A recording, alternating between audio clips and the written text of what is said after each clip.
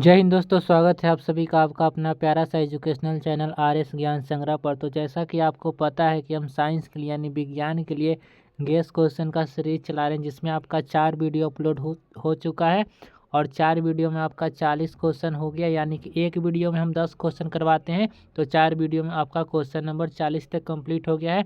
इसमें साइंस का guess question रहता है, यानी कि इसमें फिजिक्स भी रहता है, केमिस्ट्री भी रहता है और बायोलॉजी तीनों का गेस क्वेश्चन रहता है। और इस वीडियो में ऐसा क्वेश्चन को कराया जाता है जो आपके बोर्ड एग्जाम में 100% आने वाला प्रश्न रहता है। ठीक है, कोई भी फालतू प्रश्न को नहीं करवाया जाता। अगर आप लोग अभी तक इधर उधर भटक रहे हैं तो प्लीज़ इस पूरा जो सीरीज चला रहे हैं गेस क्वेश्चन के लिए साइंस का, इसको कंप्लीट कर लीजिए। आपका साइंस से आपके बोर्ड एग्जाम में एक भी क्वेश्चन इससे बाहर नहीं आएगा। ठीक है, तो अगर अभी तक आप हमारे चैनल को सब्सक्राइब नहीं किए होंगे तो चैनल को सब्सक्राइब जरूर कर दीजिएगा और वीडियो को लाइक और शेयर अपने दोस्तों तक जरूर कीजिएगा। ज़्यादा से ज़्यादा वीडियो को शेयर करने का प्रयास कीजिएगा। तो चलिए बिना देर के वीडियो को स्टार्ट करते हैं और आज के पहला क्वेश्चन पर आते हैं। और आपको पता होगा कि हम एक वीडियो में 10 क्वेश्चन करवाते हैं, तो हम 4 वीडियो इसका करा चुके हैं, यानी कि 40 क्वेश्चन आपका कंप्लीट करा चुके हैं। पिछला वीडियो में एक वीडियो में 10 क्वेश्चन करवाते थे, तो 4 वीडियो आपका कंप्लीट हो चुका है, यानी कि 4 गुना 10 यानी कि 40 क्वेश्चन आपका कंप्लीट हो चुका है। तो ये हमारा आज का 5वां वीडियो है और आज हम क्वेश्चन नंबर 41 से स्टार्ट करेंगे और क्वेश्चन नंबर 41 से 50 तकला कंप्लीट करेंगे। ठीक है, तो चलिए आज के पहला क्वेश्चन को पढ़ते हैं और आंसर देने का प्रयास करते हैं। ठीक है, देखिए आज का हमारा पहला क्वेश्चन है, नवीकरणीय ऊर्जा के 2 स्रोतों का नाम लिखिए। क्या लिखना है? नवीकरणीय ऊर्जा के 2 स्रोत का नाम लिखना है। तो हम यहाँ पर लिखेंगे नवीकरणीय ऊर्जा के 2 स्रोतों का नाम निम्नलिखित है। और पहला होता है सौर ऊर्जा और दूसरा होता है पवन ऊर्जा। नवीकरणीय ऊर्जा क्या होता है? तो जिस ऊर्जा का उपयोग हम एक बार करने के बाद पुनः उसका उपयोग हम कर सकते हैं, तो उसी को हम नवीकरणीय ऊर्जा कहते हैं। जैसे देखिए, सौर ऊर्जा हम प्राप्त करते हैं, तो सौर ऊर्जा मान लीजिए हम आज प्राप्त किए तो कल भी हमको सौर ऊर्जा और पवन ऊर्जा प्राप्त होगा। यानी कि एक बार उपयोग करने के पश्चात इसको पुनः उपयोग भी किया जाता है। ठीक है, इसी को नवीकरणीय ऊर्जा कहते हैं। ठीक है, तो आशा करते हैं कि आपको पहला क्वेश्चन समझ में आ गया होगा। तो चलिए आज के दूसरा क्वेश्चन पर आते हैं। ठीक है, देखिए दूसरा क्वेश्चन बहुत ज़्यादा इम्पोर्टेंट क्वेश्चन है कि वास्तविक एवं काल्पनिक प्रतिबिंब में आपको अंतर स्पष्ट करना है। ये आपका 2 नंबर का क्वेश्चन है। 5 नंबर में भी ऐसा क्वेश्चन आता है, तो सेम टू सेम आपको यही चीज़ 4 अंतर आपको लिख देना है। आपको 2 नंबर का रहेगा तो 2 नंबर भी मिलेगा और 5 नंबर का रहेगा तो 5 नंबर भी मिलेगा। ठीक है, तो चलिए इसका आंसर हम कैसे लिखेंगे? तो यहाँ पर लिखेंगे वास्तविक एवं काल्पनिक प्रतिबिंब में निम्नलिखित अंतर है। क्या लिखेंगे? वास्तविक एवं काल्पनिक प्रतिबिंब में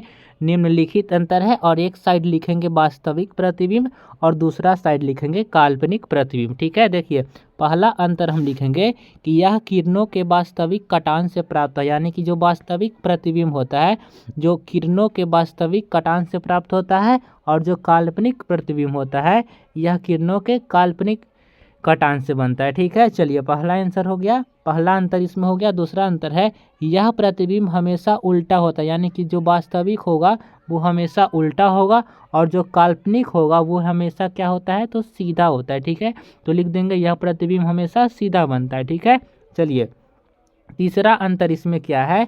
देखिए इसे पर्दे पर उतारा जा सकता है। यानी कि जो प्रतिबिंब हमारा वास्तव में बनेगा उसको तो पर्दे पर उतारा जा सकता है। यानी कि जो प्रतिबिंब वास्तव होता है उसे हम पर्दे पर उतार सकते हैं। यानी कि वास्तविक प्रतिबिंब को पर्दे पर उतारा जा सकता है, लेकिन हम जो प्रतिबिंब का कल्पना करते हैं वो पर्दा पर तो नहीं उतर सकता। यानी कि इसे पर्दे पर उतारा नहीं जा सकता है। ठीक है, चलिए नेक्स्ट अंतर इसमें क्या है कि यह दर्पण के सामने बनता है। देखिए वास्तविक प्रतिबिंब दर्पण के कहाँ बनता है? तो ठीक सामने बनता है, और जो काल्पनिक प्रतिबिंब होता है वो दर्पण के पीछे बनता है। ठीक है, तो आशा करते हैं कि आपको ये 2 क्वेश्चन समझ में आ गया होगा। ठीक है, तो चलिए आज के तीसरा क्वेश्चन पर आते हैं। ठीक है, और तीसरा क्वेश्चन भी बहुत ज़्यादा इम्पोर्टेंट क्वेश्चन है।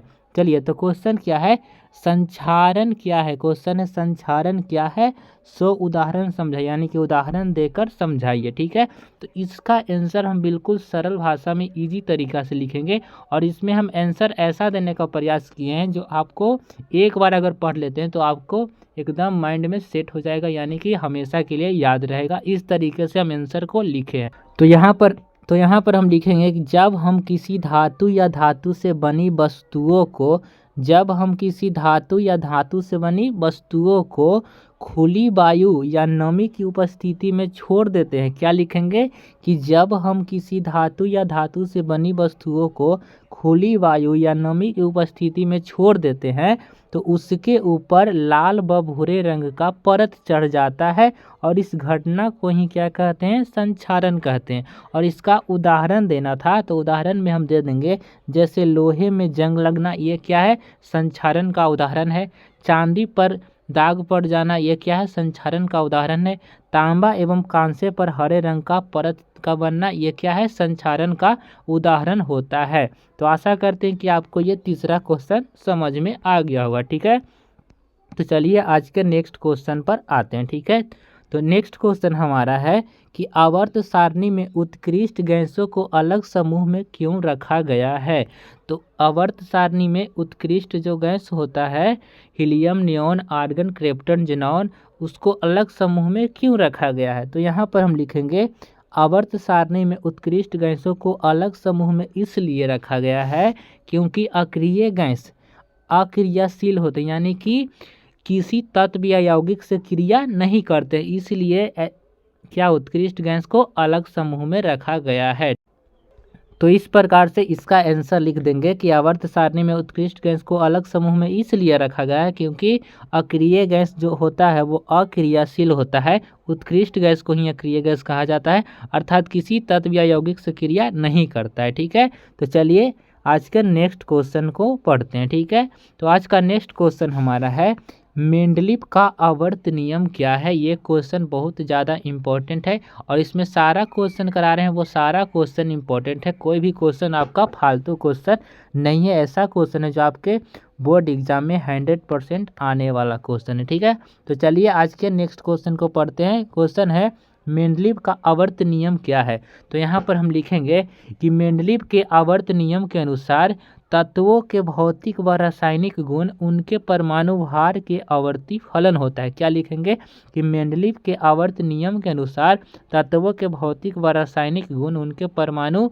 भार का आवर्ती फलन होता है, अर्थात यदि तत्वों को उनके बढ़ते हुए परमाणु भार के क्रम में सजाया जाए तो एक निश्चित अंतराल के बाद समान गुण वाले तत्व पाए जाएंगे। ठीक है, क्या लिखेंगे, एक बार और इसको हम ठीक से पढ़ देते हैं। क्या लिखेंगे, मेंडलीव के आवर्त नियम के अनुसार तत्वों के भौतिक व रासायनिक गुण उनके परमाणु भार के आवर्ती फलन होता है, अर्थात यदि तत्वों को उनके बढ़ते हुए परमाणु भार के क्रम में सजाया जाए तो एक निश्चित अंतराल के बाद समान गुण वाले तत्व पाए जाएंगे और इसी को ही मेंडलीव का आवर्त नियम कहा जाता है। ठीक है, तो आशा करते हैं कि आपको ये क्वेश्चन समझ में आ गया होगा। ठीक है, तो चलिए आज के नेक्स्ट क्वेश्चन पर आते हैं और नेक्स्ट क्वेश्चन भी बहुत इजी क्वेश्चन है और बहुत ही इंपॉर्टेंट क्वेश्चन है कि सूर्य की ऊर्जा का स्रोत क्या है। तो यहाँ पर हम लिखेंगे कि सूर्य की ऊर्जा का स्रोत नाभिकीय संलयन होता है। क्या होता है, नाभिकीय संलयन है, क्योंकि सूर्य के आंतरिक भाग में उपस्थित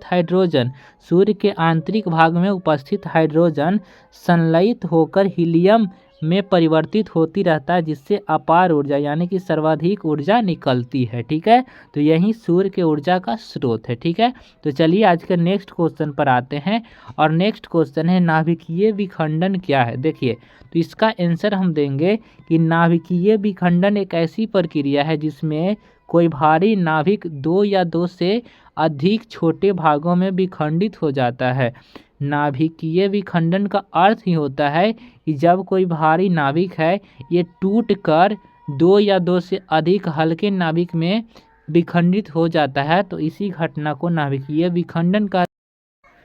तो आशा करते हैं कि आपको ये क्वेश्चन समझ में आ गया होगा। एक होता है नाभिकीय विखंडन, अगर क्वेश्चन में नाभिकीय संलयन लिखा होगा तो हम लिखेंगे कि जब कोई दो या दो से अधिक हल्के नाभिक जुड़कर एक भारी नाभिक का निर्माण करते हैं तो इस प्रक्रिया को नाभिकीय संलयन कहते हैं। ठीक है, जब कोई दो हल्के नाभिक जब जुड़ जाते हैं और एक भारी नाभिक का निर्माण कर देते हैं तो इसी प्रक्रिया को नाभिकीय संलयन करते हैं। ठीक है, संलयन का अर्थ होता है जुड़ना और विखंडन का अर्थ होता है टूटना। ठीक है, तो आशा करते हैं कि ये क्वेश्चन आपको अच्छे से समझ में आ गया होगा। ठीक है, तो आज का नेक्स्ट क्वेश्चन है विद्युत परिपथ में फ्यूज तार क्यों लगाया जाता है। तो इसका आंसर देंगे विद्युत परिपथ में फ्यूज तार इसलिए लगाया जाता है क्योंकि विद्युत फ्यूज है जो परिपथ में अचानक बढ़ने वाली धारा से होने वाली समस्याओं से क्या करता है तो बचाव करने का काम करता है, इसीलिए विद्युत परिपथ में फ्यूज तार का उपयोग किया जाता है। ठीक है, तो आशा करते हैं कि आपको ये क्वेश्चन समझ में आ गया होगा।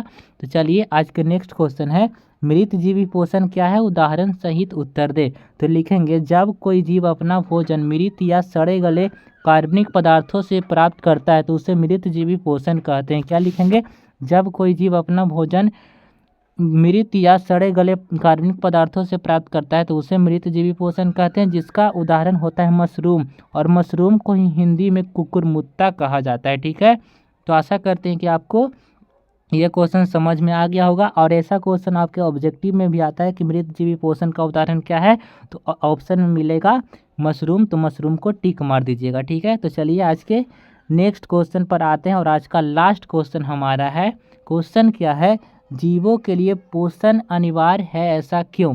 यह क्वेश्चन बहुत ज़्यादा इम्पोर्टेंट क्वेश्चन है और सारा क्वेश्चन भी इम्पोर्टेंट आपका क्वेश्चन है। ठीक है, तो चलिए इसका हम आंसर देते हैं कि जीवों के लिए पोषण क्यों अनिवार्य है। तो लिखेंगे कि जीवों के लिए पोषण इसलिए अनिवार्य है क्योंकि पोषण से उसे ऊर्जा की प्राप्ति होता है जिससे वह कई सारे कार्यों को कर पाते हैं, और पोषण होता है जो स्वास्थ्य और विकास का अहम हिस्सा होता है। ठीक है, तो आशा करते हैं कि ये जो हम 10 क्वेश्चन करवाएं वो आपको समझ में आ गया होगा। अगर क्वेश्चन समझ में आया और इसमें जो भी क्वेश्चन करवाया जा रहा है वो सारा आपका VVI क्वेश्चन है, सारा आपका इम्पॉर्टेंट क्वेश्चन है, ऐसा क्वेश्चन है जो आपके बोर्ड एग्जाम में 100% आने वाला क्वेश्चन है। ठीक है, अगर आपको हमारा वीडियो पसंद आता है तो प्लीज़ वीडियो को लाइक और चैनल को सब्सक्राइब जरूर कर दीजिएगा।